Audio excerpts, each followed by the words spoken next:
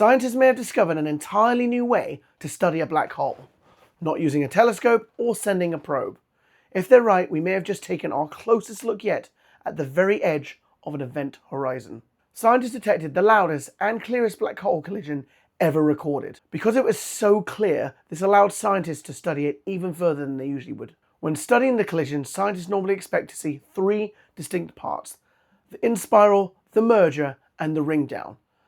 That is exactly what the signal showed. Because the data was so clear, scientists were able to spot something hidden within it that had never been seen before. The hidden signal is being called the direct wave. One team believes the direct wave was produced as the newly formed black hole settled into its final form.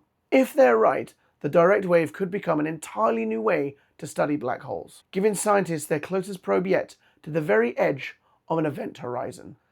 This could eventually lead to more accurate measurements of a black hole's spin, its mass, and the extreme gravity surrounding it.